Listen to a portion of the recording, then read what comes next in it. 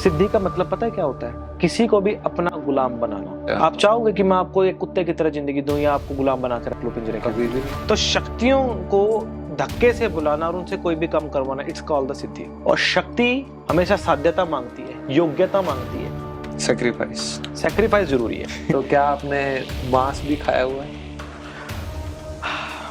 जी, इंसान का मांस। एक मानव के कपाल में यदि आप भोजन कर रहे हो तो आप उस मानवीय कपाल को खा रहे हो, नहीं, इसको ज्ञान का प्रतीक बोला जाता है, क्योंकि जितना ज्ञान है इसी के अंदर जो संजोया जाता है। हमारी जगदम्बा कपाल पात्री तब बनती है क्योंकि वो ज्ञान का पान करती है। लेकिन एक तरीके से ये हम अंधविश्वास भी तो कह सकते हैं ना, मतलब अभी आज के दिन में मनुष्य बलि देना तो कहाँ तक सही है? कई स्थान ऐसे भी हैं जहाँ पे सब कुछ होता है। मनुष्य की बलि आज भी दी जा रही है कहीं पे हिंदुस्तान में।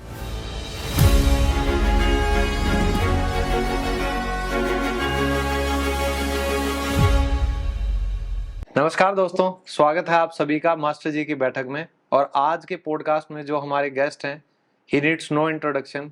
और जो कमजोर दिल वाले हैं वो रुक जाएं, इस वीडियो को यहीं रोक दे, ना देखें आगे, क्योंकि आज जो हमारे गेस्ट हैं उनका नाम है गुरु रुद्र तारा जी। और स्वागत है आपका बहुत बहुत हमारे पॉडकास्ट पे। जय माई की। जय माई की। तो सबसे पहले तो मैं ये जानना चाहूंगा जी कि आप अपने आप को एज ए तांत्रिक कहेंगे, ओघड़, अघोरी, मतलब क्योंकि हमें जानकारी नहीं है तो क्षमा कीजिएगा और बताइएगा कि आप। जी, हम बताते हैं। तंत्र के 13 कुल हैं असल में। 13 कुलों में जो प्रथम भाव जो है, जो बोला गया, शिव शक्ति का जो बाल स्वरूप है वो अघोर है, और शिव शक्ति का जो यौवना स्वरूप है वह कौल है। और हम कौल मार्ग का अनुसरण करते हैं, शाक्त मार्ग का, वामाचार्य मार्ग का हम लोग अनुसरण करते हैं। शिव शक्ति में जब शंकर जी की शादी मां भगवती से नहीं हुई थी और शंकर जी मसान में भूत प्रेतों के साथ विचरा करते थे, तो वो शंकर जी का वो स्वरूप अघोर कहलाया मूल रूप में।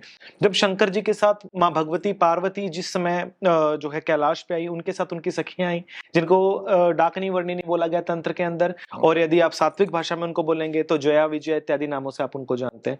तो यहाँ से आरंभ होता है वामाचार्य मार्ग का।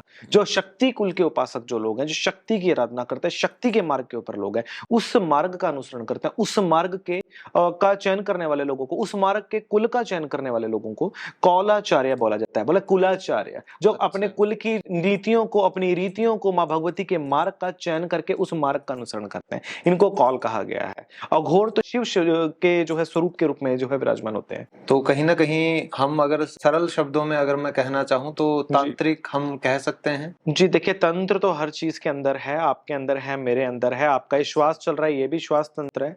आपका हाथ पकड़ेंगे तो वो भी नाड़ी तंत्र है ना, पेट पकड़ेंगे तो पाचन तंत्र है। तंत्र तो प्रत्येक वस्तु के अंदर है ना। हाँ। एक प्रकृति का एक तंत्र है, माया का एक तंत्र है ना, जिसको हम रख रखाव भी कह सकते हैं ना।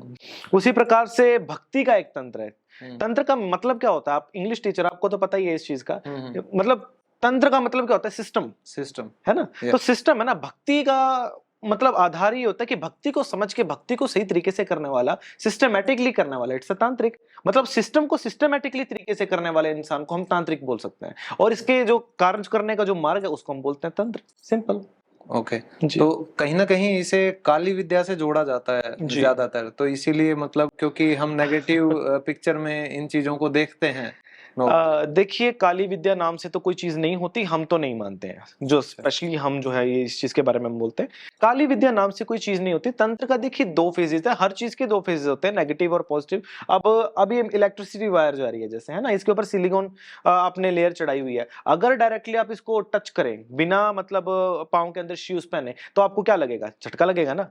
आपको पता नहीं, इसके नियम नहीं पता, रूल्स नहीं पता है इसके। विदाउट रूल्स अगर आप इसके रूल्स को ब्रेक करोगे तो ऑब्वियसली आपके लिए खतरनाक है ये। अगर आप इसको सिलिकॉन वायर चढ़ा करके आप घर के अंदर इलेक्ट्रिसिटी आप इसकी कर सकते हो, तो यही आपके लिए पॉजिटिव हो जाएगा। यही सिस्टम तंत्र का है। जब तक आप तंत्र के नियम को नहीं समझते, गुरु प्रदत्त प्रणाली से उसकी दीक्षा ग्रहण नहीं करते, उस मार्ग का आप अनुसरण नहीं करते हो, तब तक आप तंत्र की नियमावली को आप समझ नहीं सकते, इसके सिस्टम को नहीं समझ सकते।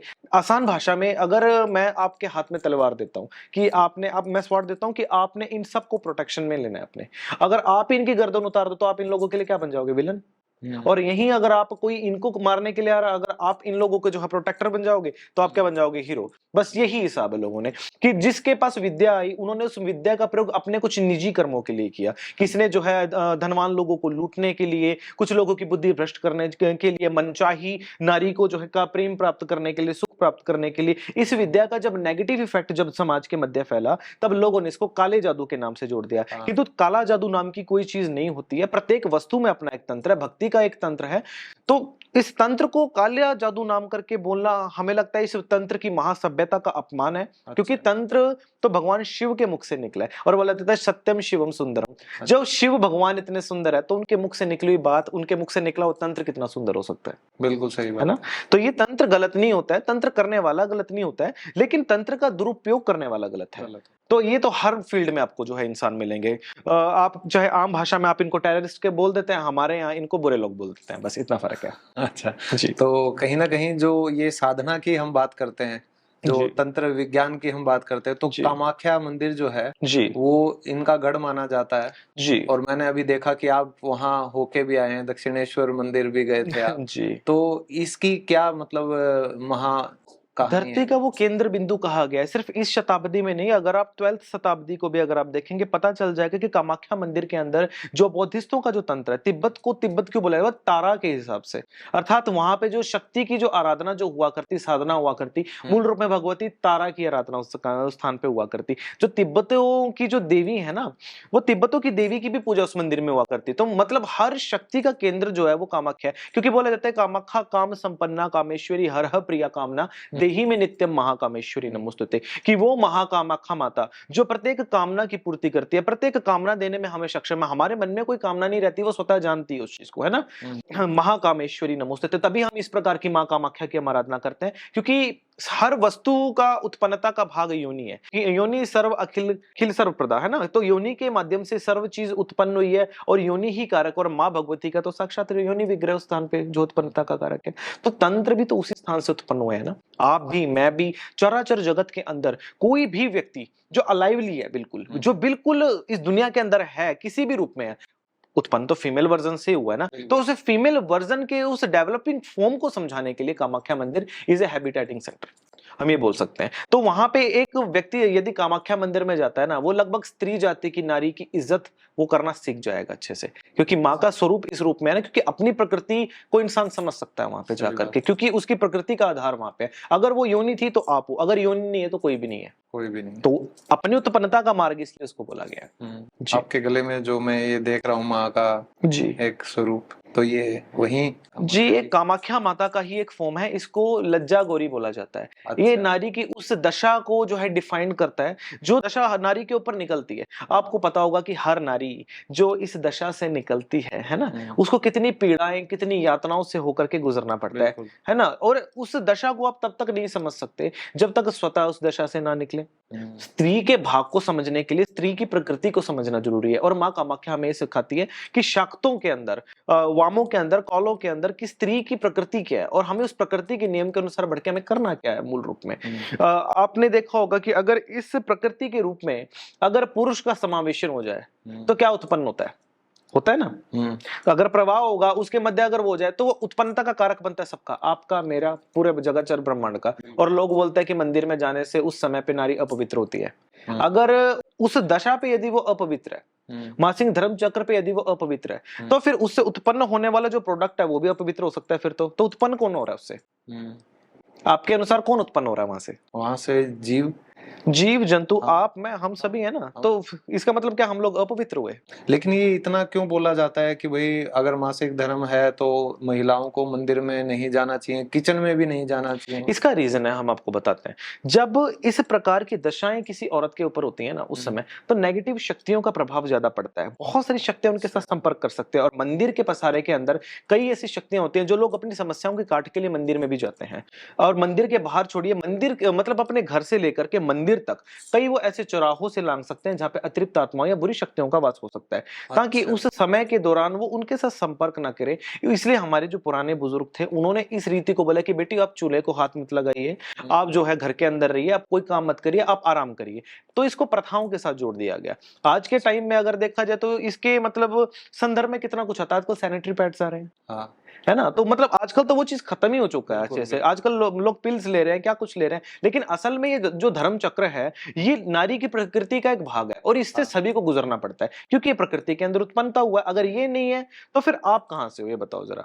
क्योंकि अपनी उत्पन्नता को गाली देने के समान है किसी भी नारी की उत्पन्नता के समय उसको रोकना, बिल्कुल। है ना? तो ये है कि सबसे पहले सत्यता को जानना चाहिए, आडंबरतावाद में नहीं जाना चाहिए। और यही माँ कामाख्या हमें सिखाती है कि जब तक आप नारी की प्रकृति को आप लोग नहीं समझोगे, तब तक आप माँ को नहीं समझ सकते। माँ से जुड़ने के लिए माता मई होना पड़ता है। तो बिल्कुल। ये राजन है इस चीज का। तो क्या आप मानते हैं कि अब क्योंकि इतना हमने विकसित कर लिया अपने दिमाग को और हम खुद भी हो गए हैं पैड वैड मतलब सब पिल्स हम्म, अच्छे से हम टेक केयर कर सकते हैं अपना, तो अब हाँ। क्या महिलाएं मंदिर में जा सकती हैं, जाना चाहिए? नहीं, देखिए, अगर बात आ जाए एक तंत्र पद्धति के अनुसार, है ना? अच्छा। यदि तांत्रिक महिला है तो वहां वो औरत औरत नहीं है, वहां वो एक साधिका भी है। अच्छा। वो हमारे ना तंत्र में ये चीज बोला गया कि बोले त्वम न स्त्री न पुरुष न नरोवा, त्वमेका परम ब्रह्म रूपेण शक्ति, त्वमेका परम ब्रह्म रूपेण सिद्धा। कि तुझे सिद्ध करने वाला, तेरी आराधना करने वाला हे जगदम्बा, ना तो कोई स्त्री है, ना कोई पुरुष है, ना कोई नरोवा है। तुम्हें का परम ब्रह्म रूपेण शक्ति, तू परम ब्रह्म शक्ति है। तेरी प्राप्ति के लिए परम ब्रह्ममयी होना पड़ता है, और वो किसी योनि तक सीमित नहीं है। परम ब्रह्म किसी एक योनि के आधार पर स्थित नहीं है। परम ब्रह्म अनंत है, और उसमें स्त्री पुरुष नरोवा इनका कोई लिंग का भेद नहीं है। साधक साधक है, उसके लिए स्त्री पुरुष लिंग का कोई मात्रता एक मिथ्या है, और इसका कोई इतना मैटर नहीं रह जाता उस जगह के ऊपर। एक स्त्री साधिका जा सकती है यदि वो तंत्र विद्या से अपना जो है विधान करती है, अगर वो उसके नियमों को जानते हैं या परम ब्रह्म की प्राप्ति के मार्ग के ऊपर है, तो वहां पे उसका मतलब नहीं होता। लेकिन एक बात आ जाए एक नारी की जो एक घर परिवार में रहती है और अपने दैनिक दिनचर्या के कर्म भी करती है, अपना जो है सांसारिक कर्म भी करती है, तो वहां वो स्थान, उस स्थान पे आपको लगता है कि इस स्थान पे जाने की योग्य है? या तो अपने उस वज्रांग को इस प्रकार से जो है मतलब हष्टांग योग के माध्यम से इतना पवित्र कर लिया जाए कि वहां पे इन सब चीज का जो है प्रभाव ही ना पड़े। लेकिन एक तो भोग चल रहा है साथ में, और भोग के साथ आप सोचे कि आप योग के मंदिर चले जाए, तो ये तो संभव नहीं ना। अच्छा। ये कारण है, इस कारणवश जो है स्त्रियों को रोका जाता है यहाँ पे। ओके। जी दूसरा, अभी हम कामाख्या मंदिर की बात कर रहे थे, जी तो हमने कई जगह रील्स वगैरह में सोशल मीडिया पे ये भी देखा कि कामाख्या मंदिर के पास एक ऐसा गांव है जी जहाँ पे मतलब जो जेंट्स अगर जाते हैं जी और कुछ अगर गलत होता है तो उन्हें कबूतर गधा या कुछ बना दिया जाता है। मयोंग गांव है, वैसे मयोंग गांव का एक भाग है स्त्रियाराज। हाँ। स्त्रियाराज का एक गांव है, वहां पे है जो है सर्वधर्म सुखराजनी साधना को बोला जाता है। आपको कुछ चीज बताता हूं, और देखने वाली जनता से भी ये रिक्वेस्ट है कि आप इस चीज को ना ढूंढे, क्योंकि आप लोगों को मिलेगी नहीं है। मिलेगी, अगर आप ढूंढने निकलोगे तो लोग आपको लतिया के भगा देंगे, क्योंकि ये चीजें इंडिया के अंदर बैन की जा चुकी है गवर्नमेंट की थ्रू से पहले से ही, जो इस साधनाओं में यूज होती थी। मैं ये भी बता देता हूं आपको। अच्छा। जी, एक तेल आता है, उसको पातालिया तेल बोला जाता है, अंकुल का।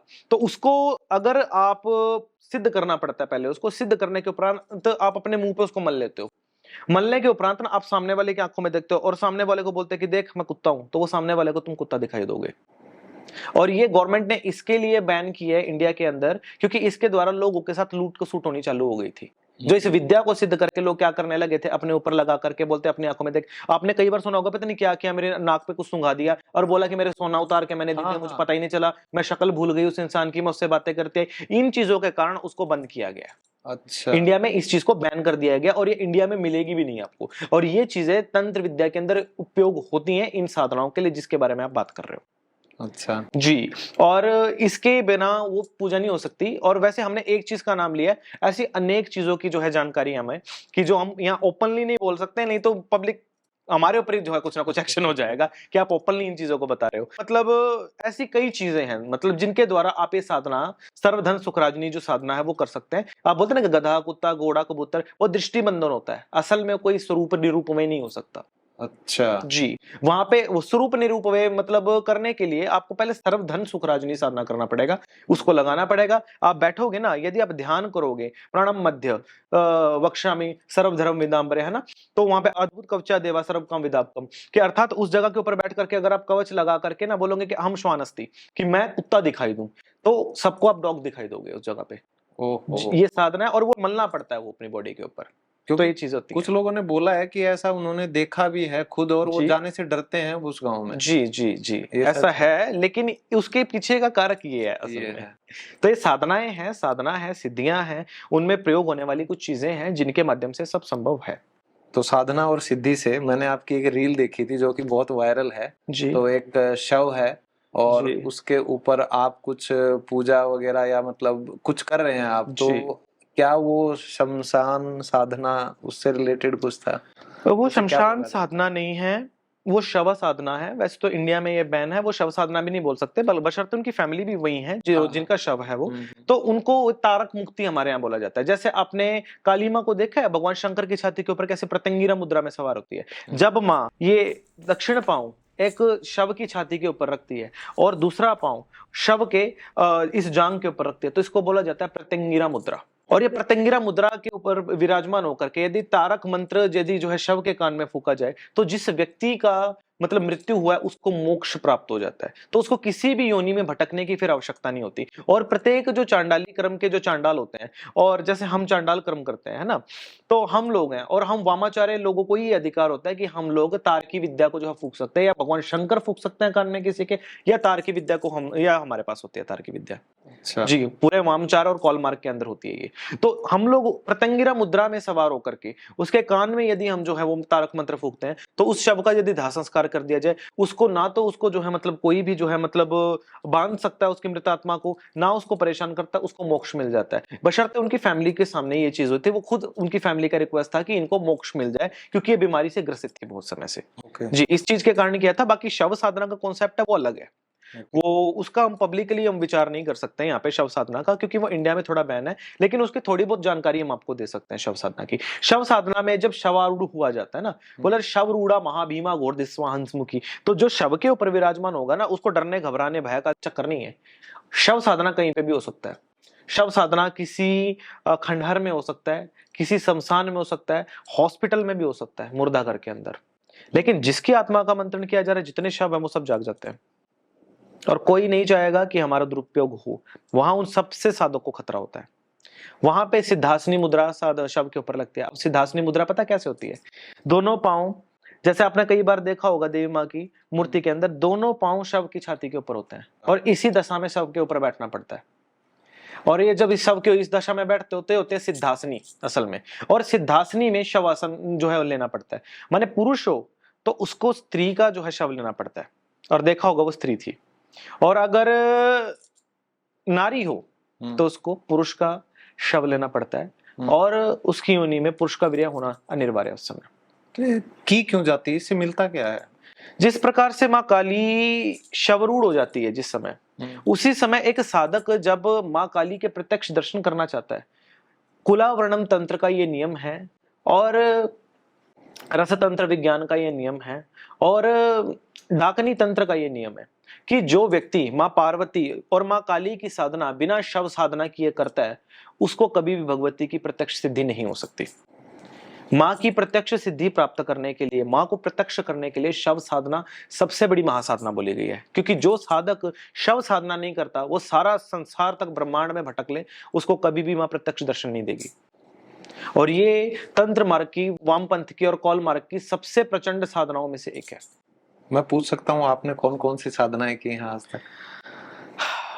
साधनाएं तो अनेक हैं। 10 महाविद्याओं को हमने जीवन में सिद्ध किया है, और भारत में बहुत ही कम ऐसे साधक जन बचे हैं जिनको संपूर्ण 10 महाविद्याओं का ज्ञान है।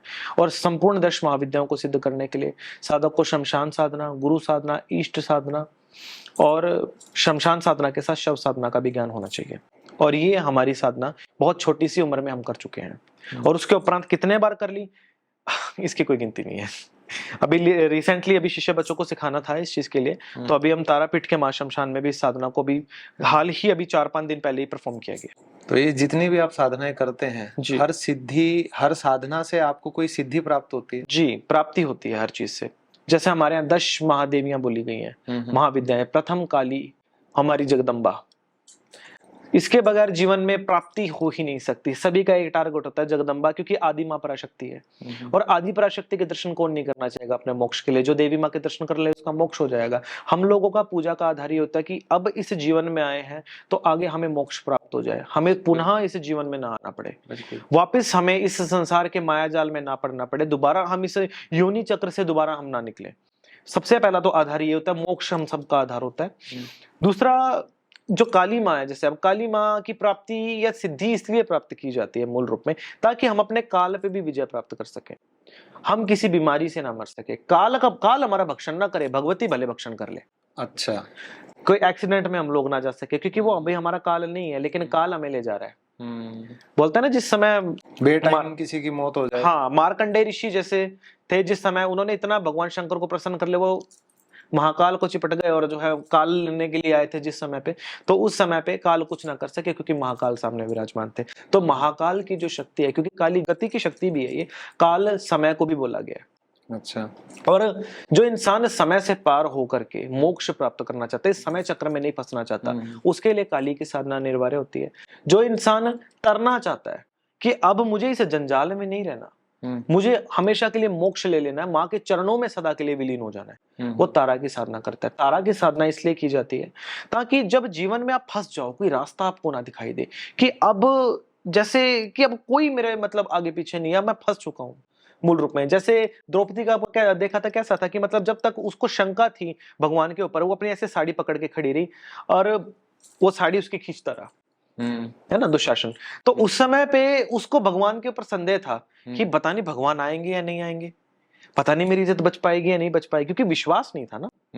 और जब उसको पता चला कि अब सिचुएशन मेरे हाथ में नहीं है, अब तू ही तार सकता है मुझे, तब उसने उस साड़ी को ऐसे छोड़ दिया और सीधा हाथ ऊपर करके कि हरि बोल, तो अब तेरे हाथ में, अब तू संभाल गड्डी। तब भगवान को आना पड़ा। तो ये परीक्षा तारा क्यों है असल में, कि जब कोई रास्ता ना मिले, जब अंत में तुम्हें कोई रास्ता नहीं दिखाई दे, तब ये वहां से ना, जैसे एक समुद्र के अंदर एक कश्ती के समझदार में फंस जाते हैं, वहां से निकाल के बाहर ले आती है, निकाल देती है, ले पार हो गया। तो इसीलिए इसका नाम तारा तारणी कहा गया है मूल रूप में, कि जो तार दे, डुबाए ना। जो चाहते हैं ना कि मोह माया में, परिवार में, पैसे में, किसी भी चीज में वो मोह में डूबता चला जा रहा है, दलदल में धंसता चला जा रहा है। क्योंकि देखिए, समाज में, ब्रह्मांड में ये संसार साथ नहीं जाने वाला है, परिवार साथ नहीं जाने वाला है। परिवार वाले भी अगर आप कितने भी प्यारे हो ना, आपकी डेथ हो जाए 10 मिनट से ज्यादा आपको नहीं रखेंगे, भगा देंगे आपको कि जाओ भाई फटाफट से जाकर के प्रोग्राम करके आओ, भी हम नहीं रख सकते। लेकिन तारणी ऐसे कि बोले तुम्हारी, बोले दुर्गा की पूजा इसलिए ताकि दुर्गति नाश हो सके, और ये तो महादुर्गा है माँ तारा। तो ये दुर्गति ना हो साधक की, जीवन में प्राप्ति हो और अंत तार जाऊं मैं, निकल जाऊं इन सब जंजाल से, तब मेरी माँ तारा की आराधना की जाती है। दूसरी महाविद्या। तीसरी ललिता त्रिपुर सुंदरी, इसी को षोडशी बोला जाता है। 16 साल की उम्र है, माँ जगदम्बा की सुंदर स्वरूप है। इसी को राज राजेश्वरी भी बोला जाता है। अब संसार में हो तो राज तो चाहिए, राज के बिना तो समझ सकते हो कि कुछ प्राप्ति नहीं हो सकती। अब जहां बैठे हो उस जगह के ऊपर सब कुछ चाहिए, व्यवस्था चाहिए। अब अगर आप यहाँ भी अगर ये सेटअप लगा के बैठे हो, तो इसको मेंटेन करने के लिए आपको कोष तो चाहिए, और कोष जब तक नहीं होगा आपके पास, आप मेंटेन नहीं कर सकते। तो राज सत्ता की जो अधिष्ठात्री माँ है, वो राज राजेश्वरी त्रिपुर सुंदरी षोडशी ललिता महात्रिपुर सुंदरी है। तो सुंदरता के लिए भी इनकी पूजा की जाती है, क्योंकि राज सत्ता के साथ साथ सुंदर यौवन का भी होना अनिवार्य है। क्योंकि बोलते हैं बड़े बड़े राज सत्ता तो एक यौवन के ऊपर भी हार जाता है, बड़े बड़े खजाने खाली हो जाते हैं इस चीज के ऊपर।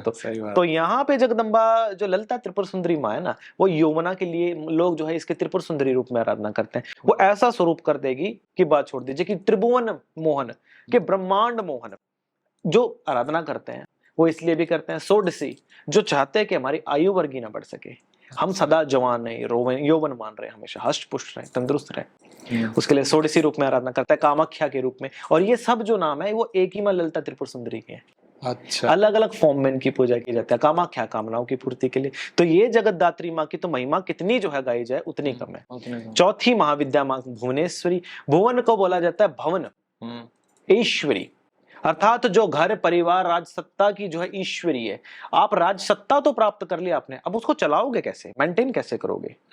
माँ ने महल तो दे दिया, लेकिन रहोगे कैसे उसके अंदर, लाइफस्टाइल कैसे मेंटेन करोगे, उस मेंटेनेंस को कैसे किया जाता है, इसका जो है भार्या माँ भुवनेश्वरी हमें देती है कि भुवन को चलाया किस प्रकार से जा सकता है। राज सत्ता मिल जाएगी, उसको चलाओगे कैसे, मेंटेन कैसे करोगे उसको, मेंटेनेंस जो शक्ति होती है माँ भुवनेश्वरी देती है चौथी महाविद्या के रूप में, है ना।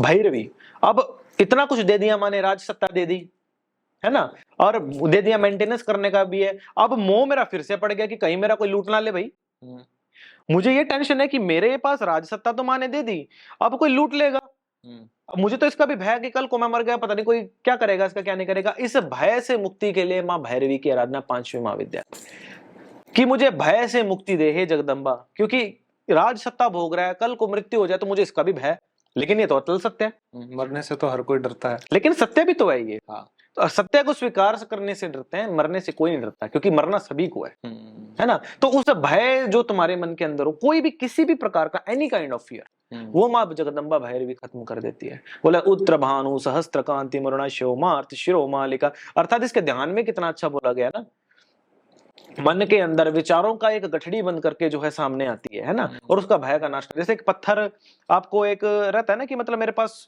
चोरी हो जाएगा, उठा करके फेंक दिया, अब है नहीं है ना, तो भय किस बात का। तो ये ज्ञान जो है माँ भगवती भैरवी हमें देती है, इसलिए भैरवी की आराधना भय से मुक्ति प्राप्ति के लिए की जाती है, किसी भी प्रकार का वो भय, XYZ कोई भी हो, है ना। माँ छिन्न मस्तिका, परोपकार, परित्याग का प्रतीक, जो अपने बच्चों के लिए अपनी गर्दन को काट के अपना रक्तपान कर ले, इससे ज्यादा दैनिक कहीं देख सकते हो। अब इतना भी है, भय भी है कि है, लेकिन उसका ये है कि उसका संशय नहीं कर सकते आप, उसको परित्याग भी करना पड़ता है, उसका मोह परित्याग काटने के लिए छठी महाविद्या माँ छिन्न मस्तिका, छिन्न मस्तिका परे धरे भामे ध्यारंती स्वास्थ्य का, है ना, कि छिन्न मस्तिका का जो ध्यान करता है वो मूल रूप में अपनी इन सब के परित्याग की भावना को लेकर के आता है। छिन्न मस्तिका के स्वरूप को कोई इंसान देखता है, देख के पहले तो भयग्रस्त हो जाएगा, वो भय खा के गर जाएगा कि एक ऐसी जगदम्बा है जो खुद के गर्दन काट के खुद का पान पी रही है। अरे वो उसका वो भाव वो नहीं है, उसके साथ वज्र डाकनी वज्र योगनी विराजमान है माँ के, है ना। तो देखा जाए कि माँ डाक विद्या अर्थात डार्क एंटिटीज की भी स्वामिनी है, उनका भी माँ जो है पालन कर रही है। योग विद्या की अधिष्ठात्री योगिनी, उनका भी माँ पालन कर रही है। माँ के एक पांव के नीचे कामदेव और रति विपरीत मुद्रा के अंदर विराजमान है। वहां पे क्या कि वहां पे संभोग भी वहां पे दिखाया जा रहा है माँ के पांव के नीचे, कि माँ ने काम को भी अपने जो है नियंत्रण में कर रखा है, और माँ के जो है दक्षिण पांव के नीचे काल रात्रि विराजमान है, कि माँ ने काल को भी अपने बस में कर रखा है, और माँ दोनों को नियंत्रण करके तुम्हें ये पाठ पढ़ा रही है कि काम और काल दोनों को नियंत्रण में करके रखो, क्योंकि काम अधिक बढ़ गया तो तेरा काल बन जाएगा वही, और काल को ऐसे अगर तू भय खा गया तो इसी प्रकार से तेरी गर्दन कट जाएगी कहीं ना कहीं। तो इन सब से मुक्ति प्राप्त करने के लिए ये कि या तो तू तंत्र मार्ग के लिए डाकनी का, या योग मार्ग के लिए तू जो है योगनी का चयन कर, भक्ति कर अच्छे से। तो अष्टांग योग से भी माँ की आराधना होती है ना, सिर्फ तंत्र मार्ग से नहीं, अष्टांग योग के माध्यम से भी माँ की आराधना होती है। और जो वज्र डाकनी है वो तो हमारी है तंत्र की अधिष्ठात्री माँ। वो डाकनी का मतलब कहता है डाक लेना, डाका मार लेना, जो तुम्हारा नहीं है वो तुम्हें लाके दे देना। अच्छा, मुझे अगर पसंद आ जाए, ये कैमरा पसंद आ जाए, है ना, तो ये मुझे चाहिए, कहीं से भी चाहिए, किसी का भी चाहिए मुझे है, तो वो डाका मार के ले आएगी। That is called the dakini. जो किसी की भी चीज को, किसी भी चीज को वो छीन के तुम्हें लाके दे, जो भाग्य में नहीं है वो भी तुम्हारे भाग्य में लिख दे, दैट इज कॉल्ड द डाकनी। और ये भी उपमहाविद्याओं के अंदर आती है और माँ के समान ही शक्तिशाली होती है। डाकनी साधना का जो संबंध होता है इंसान की क्रेविनेस से ज्यादा होता है, क्योंकि डाकनी जिस वामाचार भाग की तरफ डाकनी का विराजमान होता है, उसी पांव के नीचे माँ के कामातुर शक्ति होती है। डाकनी हमेशा आपकी जो है क्रेविनेस को ज्यादा बढ़ाती है, आपकी काम वासना को बढ़ाती है, लस्टफुल बनाती है आपको। तो इस पे नियंत्रण पाके ही डाकनी को जो है पाया जा सकता है। आपकी हड्डी, आपका ब्रह्मरंध्र के ऊपर विराजमान जो छिद्र हैं उनकी, आपकी मांस, आपका लाख, इनके ऊपर डाकनी का जो है संबंध होता है। और डाकनी इन सब में से ना भयंकर बोली गई है, 10 महाविद्याओं से भी उग्र जो बोली गई है वो डाकनी बोली गई है। क्योंकि डाकनी बोला जाता है ना कि मतलब वो खुली नंगी तलवार है, वो उसकी साधना में गलती होने से सब कुछ खत्म, वो खत्म कर देगी। वो उसको भी डाका मार लेगा, किसी का डाका कर सकते, तुम पे भी डाका कर सकती है वो। अच्छा, तो गलती नहीं होना चाहिए डाकनी की साधना में। तो ये छिन्न मस्तिका जो है वो परोपकार सिखाती है मूल रूप में। जगदम्बा हमेशा परोपकार सिखाएगी आपको कि तुझे भय था खो जाएगा, अब उसका परित्याग भी जो है सीख ले, क्योंकि कुछ भी परमानेंट नहीं है, नथिंग इज परमानेंट। ये माँ छिन्न मस्तिका की साधना हमें सिखाती है ना। छठी महाविद्या छिन्न मस्तिका। 7वीं होती है माँ धूमावती, बोलते हैं सदा राजपाट, सत्ता कभी सदा नहीं रहती, ये एक समय पे ढल जाती है। सुंदरता कभी सदा नहीं रहती, ये एक टाइम पे ढल जाती है। हमेशा पति प्रेम एक जगह पे नहीं रहता, पारिवारिक सुख सदा साथ में नहीं रहता, एक टाइम पे ढल जाती है। तुझे इन सब का परित्याग करना पड़ेगा और अपनी सच्चाई को जानना पड़ेगा, जो कि माँ धूमावती हमें बताती है। माँ का देखा होगा मलिन वस्त्र, है ना, तो माँ मलिन वस्त्र धारण करते हैं, क्योंकि राज सत्ता नहीं है, परिवार ने कुछ नहीं। अगर सत्ता होने के बावजूद भी अगर कोई खाने वाला नहीं है, कोई पका के देने वाला नहीं है, तो मैं उस सत्ता का क्या करूंगा? सही बात। अचार डालूंगा। तो वो मधुमावती हमें सिखाते हैं कि कुछ भी है, सब कुछ है, लेकिन तुम आए अकेले हो, जाना तुम्हें जो अकेले पड़ेगा। तो यहाँ अपने आप को सबके बीच में रह करके भी किसी चीज में अपने बंधन, अपने आप को बंधन में मत बांधो। आप मोह से हट जाओ, मोह से हट जाओ। माँ धूमावती हमें ये सिखाते हैं। इसलिए तो इति ध्यात्वा महादेवी शमशानालय वासिनी, तभी तो माँ धूमावती के वर्ण में बोला गया कि माँ धूमावती साक्षात शमशानालय वासिनी है। और देखा जाए कि एक धूमावती का वर्णन जिस समय आप देखते हो, तो उसमें क्या आपको ये पता लगता है कि माँ एक समय पे अपने पति को ही खा गई थी। अच्छा जी, उन्होंने अपने पति का ही ग्रास कर लिया था, अपने जो है क्रोध वशा करके, कि कोई भी चीज तुम पे अधिक हावी होगी ना, वो तुम्हारा सर्वनाश करेगी। चाहे वो प्रेम हो, चाहे वो क्रोध हो, वो किसी भी प्रकार की मतलब वो भाव हो, यदि वो अधिक तुम्हारे ऊपर हावी हुआ तो वो तुम्हारे बस में नहीं, तुम उसके बस में हो जाओगे। और जब बस में हो जाओगे तो तुम्हारा सर्वनाश होने से कोई भी नहीं रोक सकता। ये चीज माँ धूमावती हमें रिप्रेजेंट करते हैं। और तंत्र के अधिष्ठात्री माँ, 7वीं महाविद्या माँ धूमावती, 8वीं महाविद्या होती है हमारी माँ पीताम्बरा बंगलामुखी, शत्रुनाशनी। क्योंकि देखिए सब कुछ होने के बावजूद भी लोग शत्रु हो जाते हैं आपके, अकारण हो जाएंगे, कोई रीजन नहीं है उसका। और ये कलयुग की अधिष्ठात्री भी बोली गई है माँ पीताम्बरा, वो इसलिए बोली गई है क्योंकि देखिए कलयुग में हर इंसान का शत्रु है। हर व्यक्ति एक दूसरे से देख के जलता है बिना किसी कारण के। एक छोटी सी हम आपको एग्जांपल देते हैं। आपका कोई रिश्तेदार हो, कोई भी अच्छा सगा संबंधी मित्र प्यारा हो, है ना, आप उसको पैसे दे दो और उसको बोलो कि भैया मुझे वापस दे दे, उस समय लो, वही वो तुम्हारा दुश्मन है। हो जाता है, होता है ना। तो यही माँ धूमावती बताती है कि कलयुग में कोई भी तुम्हारा मित्र नहीं, सब तुम्हारे शत्रु हैं, ये याद रखो, समझे ना। एक तरफ से माँ जो है जीवाग्रास करती है और दूसरा माँ जो है शवासना होती है, शव पे विराजमान, कि वो जो तुम्हारे अस्तित्व ही है। काल को हमेशा अपने आसन के रूप में रखो, क्योंकि कालासन जो होता है ना, वो मूल रूप में ही है, क्योंकि तुम्हारी प्रकृति तो यही तुम्हें बोल रही है ना कि तुम्हें अंत मिट्टी का, मिट्टी में मिल जाना है तुम्हें, तो किस बात का तुम्हें भय, किस बात की टेंशन। शत्रु है, शत्रुओं को दूर रखो जीवन से। तो ये पीताम्बरा का ये विधान है। उसके बाद होते हैं उच्चिष्ट चंडालिनी माँ मातंगी। उच्चिष्ट का मतलब क्या होता है? झूठा। चंडालिनी जो चांडाली कर्म करती हो, जो मूल रूप में मुर्दों को खाती हो, मुर्दों का खाती हो, शमशान के कर्म करती हो।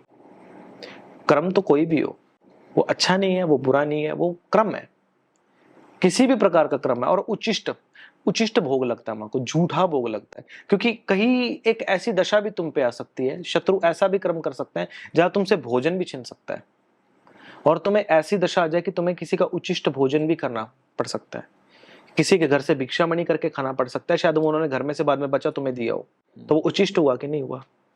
तो उच्चिष्ट चंडालनी का आधार होता है, और ये पैशाचों की अधिष्ठात्री होती है, जो पिशाच होते हैं, भूत पिशाच सब इस एंटिटीज इसके अंडर होते हैं। उच्चिष्ट चंडालनी की साधना के बगैर पैशाच सिद्धि कभी नहीं हो सकती, क्योंकि हस्ती पैशाच गणपति और उच्चिष्ट चंडालनी ये दो ऐसे मतलब शक्तियां हैं कि जो भूत प्रेतों के साथ जिनका अधिक संबंध है।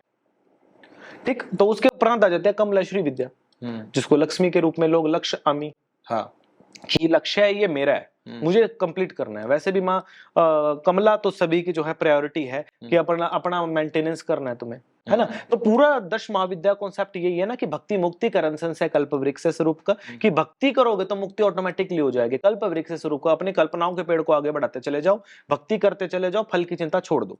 ये 10 महाविद्याएं बैठी हैं, अपने आप संभाल लेंगी देवी जगदम्बा। तो इसलिए तंत्र में इन 10 महाविद्याओं की साधना बहुत जरूरी है। और भारत में बहुत ही कम ऐसे साधु आजकल बचे हैं कि जिन्होंने संपूर्ण 10 महाविद्याओं की साधना की है। तो आपने इतनी सारी साधनाएं की हैं, इतनी सिद्धियां एक तरीके से आपने प्राप्त की हैं, तो क्या आपको मतलब विजिबल दिखते हैं कुछ शक्तियां, या कैसे? मतलब मैं थोड़ा सा क्यूरियस हूँ इस बारे में जानने के लिए। जी, प्रत्यक्ष भी आती हैं, अच्छा, खुली आंखों से भी दिखती हैं, बात भी करती हैं, साथ भी रहती हैं। ये आज से नहीं है, बाल्यावस्था से साथ में है। हाँ, मैंने देखा आपका पॉडकास्ट, आज से नहीं है। हाँ। मतलब हमारा इतिहास भी आज से नहीं है, बहुत पूर्व समय से है। ये हमारा 6वां जन्म है। 6ठा जन्म आपका? जी, एक जन्म हमारा अभी और शेष है। अच्छा जी। 7 जन्मों का आपने किसी के साथ रिश्ता तो नहीं जोड़ रखा है? जोड़ा है ना, कहते हैं ना कि 7 जन्म जोड़ा है। एक के साथ जुड़ा है, सतगुरु महाराज के साथ। अरे हमारे जीवन का एक सत्य आपको बताते हैं, शायद हमने किसी को भी नहीं बताया है आज तक ये। हमारे पूर्व जन्म में हमारा नाम ओको था। ओको। हम हमारे गुरु जी के 14 शिष्य थे। सन 1902 में हमारे जो दादी माँ थी, मतलब हमारे गुरु जी की माता जो थी, वो मनसा की बहुत बड़ी उपासका थी और वो दिन रात मनसा को याद किया करती। उन्होंने बोला था कि जगदम्बा तुम हमारे यहाँ अवतरण ले। तब सन 1902 में हमारे गुरु महाराज उनके वहां अवतार लिए थे। लेकिन हमारे गुरु के चले जाने के बाद हम 14 शिष्य, बोलते कि माँ बाप के बगैर कैसे हो जाते हैं, 14 शिष्यों ने एक एक करके ब्रह्मपुत्र नदी के अंदर आत्महत्या कर ली थी। आपने सुसाइड किया था पिछले जन्म में? जी, अभी भी निशान है, दिखा सकता हूँ। जहां से मैंने किया था आप यहाँ चेक कर सकते हैं, पकड़ भी सकते हैं इस चीज को। यहाँ से मैंने खुद अपनी गर्दन उतार करके माँ को बलि चढ़ा करके अपने जो है शव को इसमें जो है कर लिया था। उसी जगह पे करके पूरा को पूरा उसके अंदर कर लिया था। आज भी देखो मेरे यहाँ निशान है। यहाँ अगर आप पकड़ के देख सकते हो, इस जगह के ऊपर यहाँ से कटे हुए के पूरे निशान है। ये चीजें हमारे साथ आई हैं, तब से ये शक्तियां हमारे साथ हैं। क्योंकि हमारे गुरु महाराज मोक्ष ले रहे थे, लेकिन उन्होंने देवी माँ को ये वचन किया था कि मैं मोक्ष नहीं लूंगा, या तो मेरे बच्चे मेरे शिष्यों को सबको मोक्ष दे, अन्यथा मुझे भी मोक्ष नहीं चाहिए। तब उन्होंने बोला था कि तुम्हारे शिष्य इतने योग्य नहीं है, उनको कई जन्मों तक देवी की आराधना करनी पड़ेगी। तब उन सबको गुरु महाराज साथ लेकर के इस जो है जन्म में आए। इस जन्म में हमने गुरु महाराज का सेवा किया, लेकिन वो सेवा से अभी संतुष्टि नहीं, क्योंकि हम इस जन्म में हम लोग 12 मिल पाए थे। अच्छा, अभी 2 का जन्म आने वाले 10 वर्ष में होना था, लेकिन हमारे गुरु महाराज जी की 122 वर्ष की आयु में उन्होंने जो है चोला त्याग किया। अभी 122 वर्ष के होने के बाद? जी, अभी उनकी काया इतनी नहीं हो पाई थी, अब इससे ज्यादा वो कितना सरवाइव कर पाते। तो 122 वर्ष की आयु में हमारे गुरु महाराज जी जो है अंतर्ध्यान हुए हैं। तो उस समय पे अभी 10 वर्ष हमारे गुरु जी के और शेष थे, जिसमें अभी 2 का उत्पत्ति और होनी थी। जब वो संपूर्ण हो जाते हमारे साथ, हमारे गुरु जी के साथ हमारा मोक्ष हो जाता। लेकिन हमारा मोक्ष अभी नहीं है, क्योंकि हमें एक जन्म हमारे गुरु की सेवा और करनी है हमें, और जिसमें हमने ये मांगा कि हमें संपूर्ण संन्यास चाहिए। अच्छा, ये जो स्वरूप है ना, ये गुरु महाराज की ही देन है असल में। अच्छा जी, क्योंकि हमने ये कह के मांगा था, किया तो हमें यही चाहिए या हमें कुछ भी नहीं चाहिए, तब दिया सब कुछ है गुरु महाराज ने। लेकिन कृपा ये हुई ना कि इस जन्म में वो आयु उतनी नहीं थी।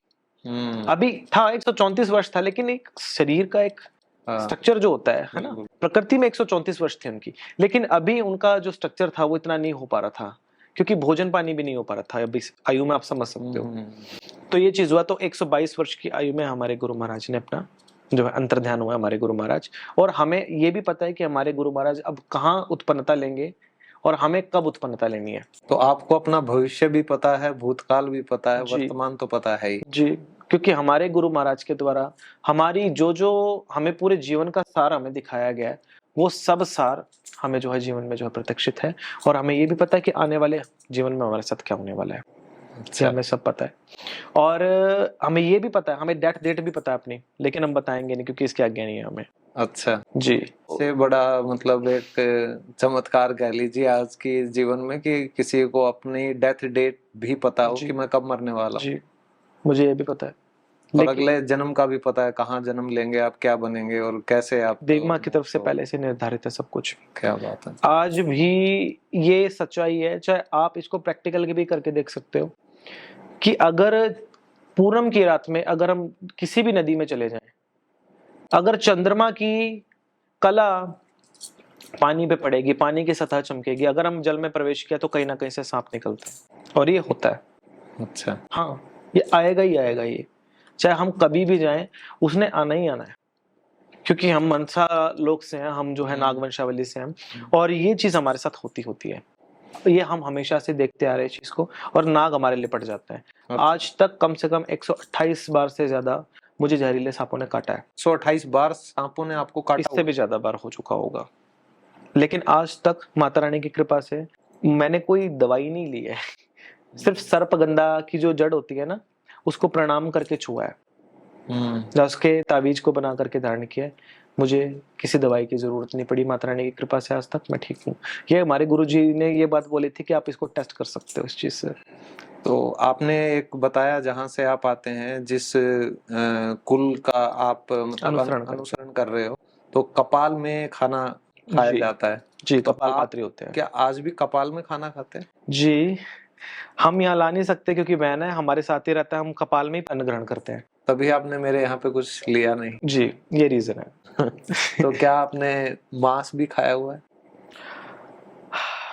जी, इंसान का मांस। इसको हमारे यहाँ इसको महाशंख कहा जाता है। असल में कपाल में खाने का मतलब ये नहीं होता कि आप एक मानव के कपाल में यदि आप भोजन कर रहे हो तो आप उस मानवीय कपाल को खा रहे हो, नहीं। कपाल को ब्रह्मरंध्र भी बोला जाता है, महाशंख भी बोला जाता है और इसको ज्ञान का प्रतीक भी बोला जाता है, क्योंकि जितना ज्ञान है इसी के अंदर जो संजोया जाता है। हमारी जगदम्बा कपाल पात्री तब बनती है क्योंकि वो ज्ञान का पान करती है। कपाल में भोजन करने से ज्ञान पान होता है, ना कि भोजन पान। तो इसको हमारे यहाँ अन्नप्राशन नहीं कहा जाता, इसको हमारे यहाँ ज्ञान पान कहा जाता है। और कपाल पात्री जिस समय कोई साधक होता है, जब कपालिक संप्रदाय में जिस समय कपाल पात्री दीक्षा होती है, हमारे यहाँ पात्र दीक्षा बोला जाता है इसको, कपाल पात्री दीक्षा। अच्छा। अष्ट पात्रों की हमारे यहाँ पूजा होती है, जिसमें गुरु पात्र, ईश पात्र, योगिनी पात्र, मांस पात्र, कारण पात्र, गुरु पात्र और पिशाच पात्र, मसान पात्र और कपाल पात्र, ये इस प्रकार से 8 जो है कॉलों में 8 पात्री जो है पूजा होती है। और इन अष्टपात्री पूजाओं के मध्य जो अंतिम पात्र जो होता है उसको कपाल पात्र बोला जाता है, जो लास्ट में जो है साधक को मिलता है। तो ये कपाल पात्र में भोजन का जो है आदेश होता है उस समय, क्योंकि ज्ञान का पान करना पड़ता है, वो ज्ञान मेंटेनेंस रहे, क्योंकि एक ज्ञान एक मस्तिष्क में नहीं समा सकता, तो उसके लिए मस्तिष्कों का चयन करना पड़ता है। तो अभी आपने जो जिक्र किया पिशाच का, मशान का, कर्ण पिशाचिनी, बैताल, चुड़ैल, डायन, तो ये सब मतलब क्या है? हमारे लिए तो सब भूत प्रेतों की श्रेणी में आती हैं। तो लेकिन क्या इनका अलग अलग कोई कैटेगरी है?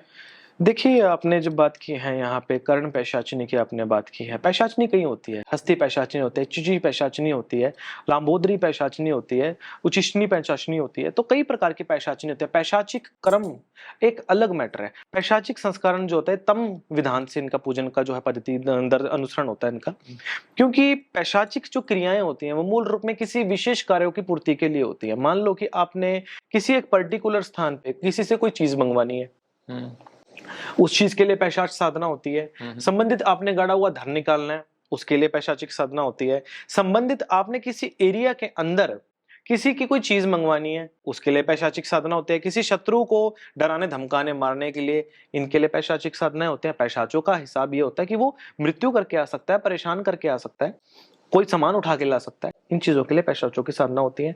आपने जैसे आपने बोला ना कि आप एक कर्ण पैशाचिनी, वो उसका भी हिसाब ये है कि वो कान में बात बताते हैं, इसलिए थोड़ी फेमस है। लेकिन पैशाचिक संस्कार करने वाली जो शक्तियां होती है वो बदले में क्या लेती हैं, इसके बारे में कोई जवाब क्यों नहीं देता? यदि वो आपका एक काम लेती है ना तो आपके 10 काम बिगाड़ती हैं वो। जी, आपको वो चीज देंगी, परिवार का आपका सर्वनाश कर देंगी। और ये पैशाचिक साधनाएं कभी भी संसारी जीवन में नहीं हो सकती, क्योंकि इनके साथ एक संबंध बनाना पड़ता है। आप इसको माता, बहन, इन स्वरूपों में इनके साथ संबंध बनाना पड़ता है जिस समय आप इनकी साधना करते हो।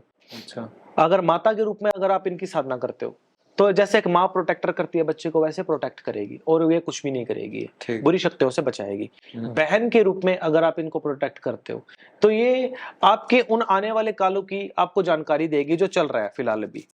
और अगर आप इसको प्रेमिका के रूप में अगर आप इसको एक्सेप्ट करते हो तो ये आपको भूत, भविष्य, वर्तमान भी बता सकती है। भविष्य नहीं बता सकती क्योंकि ये अच्छी शक्ति नहीं है, ये भगवती के हाथ होता है। तो ये वर्तमान बता देगी, भविष्य काल बता देगी, लेकिन संबंध में आपके साथ संबंध पे संबंध बनाती चली जाएगी जब तक आपकी खत्म ना हो जाए वो चीज। अच्छा जी, ये इस तरीके से संबंध बनाती है क्योंकि इसको भूख होती है शरीर की और ये उससे आपकी ऊर्जा का भाग छीनती है। ये जितने आपसे संबंध बनाएंगे आप उतने दुबले, पतले, कमजोर, वीकनेस, उतनी आप समस्याओं में घिरते चले जाएंगे आप। ये पैशाचिक संस्कार की शक्तियों का काम होता है, इसलिए पैशाचिक साधनाएं नहीं करना चाहिए मुझे लगता है। मतलब जो सांसारिक जीवन में हो ही नहीं सकती। यूट्यूब पे या कहीं किताब, लाल किताब, काली किताब, नहीं, साधनाएं शुरू कर देते हैं, बहुत गलत है, बहुत ही गलत है। क्योंकि अपना पैशाचिक संस्कार पहले करना पड़ता है। इसके लिए 5 दीक्षाओं के बाद आप पैशाचिक साधना कर सकते हो।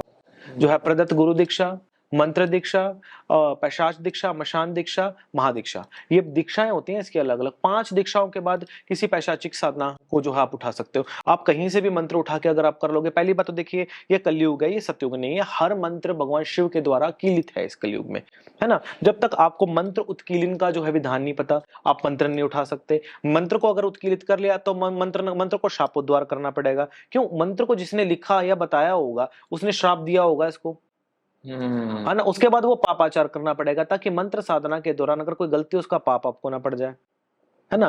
उसके बाद जो है अमृत द्वार उसका करना पड़ेगा ताकि ये मंत्र की साधना आपके आने वाले जीवन को खराब ना कर दे, क्योंकि सिद्धि साथ नहीं जाती। कहीं अगर कल को आपकी डेथ हो जाए, अगर आप मंत्र जाप करते मर गए ना, तो आने वाले जीवन तक ये जो है शक्तियां पीछे चली जाएंगी आपके।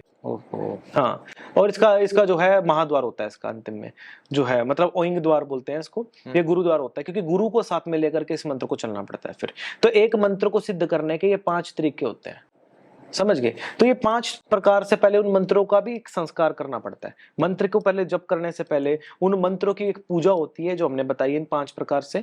इन 5 प्रकार से उस मंत्र की पूजा करके फिर जा करके उस मंत्र को जो है जपा जा सकता है, वो भी गुरु प्रदत्त।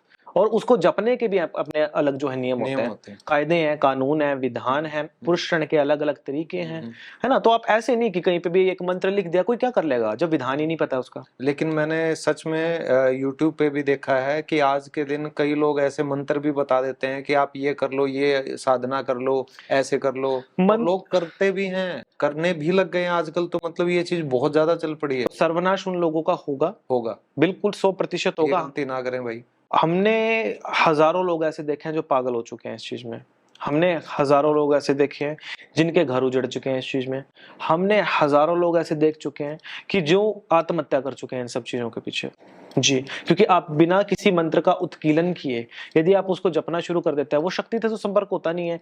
उस व्यक्ति के द्वारा जिसने मंत्र दिया है उसने अपना पापा बिमाचार उसके ऊपर किया है। पापा बिमाचार समझते हो क्या होता है? नहीं। उसने एक ऐसे मंत्र को पहले उसने संकल्प लिया उस मंत्र को बोलने से पहले कि जो भी इस मंत्र को पढ़ेगा मेरे सारे पाप कर्म उसके पल्ले पड़ जाएंगे और मेरे पल्ले सिर्फ सत्कर्म रह जाएंगे। ओहो, ऐसा भी होता है? जी, ऐसा ही होता है असल में। जो लोग ऐसे डायरेक्ट मंत्र बताते हैं वो अपने कर्म काट रहे हैं। जी, वो लोग जितना जाप करेंगे ना उसके पाप कर्म कटते चले जाएंगे और ये गधों की तरह मंत्र जाप करते चले जाएंगे, बशर्ते उसने जो पाप कर्म किया उसके पाप का गठड़ी इनके पल्ले पड़ता चला जाएगा।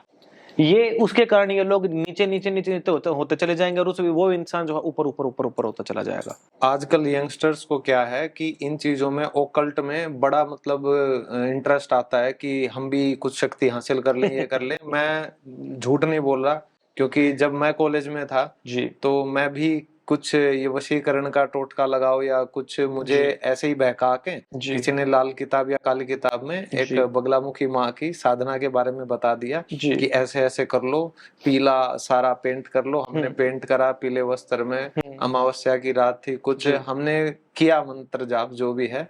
तो एक दिन तो पूरा हो गया, दूसरे दिन जैसे ही शुरुआत की मेरे आसपास पायल बजनी स्टार्ट हो गई। मैं डर के एकदम से भागा जो बाहर। मैं दोबारा ये साधनाएं मैंने जिंदगी में हाथ नहीं लगाया, क्योंकि मुझे उस दिन पता चल गया कि ये इतना आसान है नहीं, और मैं डर गया था। मार डालती हैं शक्तियां जिस समय आती है, क्योंकि उस समय जब तक आपका शरीर घेरे के अंदर नहीं है, जब तक आपने अपने ऊपर कवच धारण नहीं किया है, कोई भी शक्ति आपको जो है पकड़ के रगड़ सकती है। आसान भाषा में सिद्धि का मतलब पता है क्या होता है? कि किसी को भी अपना गुलाम बनाना। अच्छा, आप चाहोगे कि मैं आपको एक कुत्ते की तरह जिंदगी दूं या आपको गुलाम बना के रख लूं पिंजरे के? कभी भी नहीं, कभी भी नहीं ना। नहीं। तो शक्तियों को धक्के से बुलाना और उनसे कोई भी काम करवाना, इट्स कॉल्ड द सिद्धि। अच्छा जी, और जिस समय ये परीक्षण के लिए जब शक्तियां आती है ना, बहुत शक्तियां आएंगी। आपने बोला ना कि पायल छनक रही है या आ रही है, वो शक्ति खुद नहीं होती उस समय, उसके द्वारा भेजी गई, मतलब टेस्टिंग के लिए जो भेजी जाते हैं कि जाओ, you want to go and check it out. तो मतलब वो चीजें भी होती हैं इस चीज में। और सबसे पहली बात, बगला की साधना कभी भी अमावस्या से नहीं की जाती। शुक्ल पक्ष की 14 से इसकी अमावस्या चालू होती है हमेशा। हाँ, मुझे याद नहीं है, शायद कुछ वैसा ही होगा। लेकिन ये जो किताबें आजकल बिकते हैं ना बहुत ज्यादा, और जो ऑनलाइन बताते हैं, तो उस टाइम बिल्कुल भी मत करिए, बशर्ते हमारा भी मत करिए। देखिए वीडियोस में हम भी बताते हैं, लेकिन हम ये चीज बोलते हैं कि भैया आप इसकी दीक्षा को ग्रहण करिए। हम जानकारी दे रहे हैं वो ठीक है, जानकारी होना चाहिए। इसका ये मतलब नहीं है कि आप उठा के मुंह करना चालू कर दोगे उस चीज को। हाँ। जो प्रदत्त विधान अनुसार, जब तक विधान नहीं है आप कुछ भी नहीं कर सकते उस मंत्र का। भले आपके पास लाख मंत्र हो। अब हमारे द्वारा लिखे गए, हमने खुद समरापाद पतिति नाम करके काली माँ की एक पुस्तक लिखी है जो हमने आज तक रिवील्ड ही नहीं की है। अच्छा। जो हमारे लाइफ में हमने जो साधनाएं की हैं, अगर उसको हम लिखने बैठ जाए ना, कम से कम इतनी मोटी पुस्तक बन जाएगी। इतनी साधनाएं की आपने जी। सारे।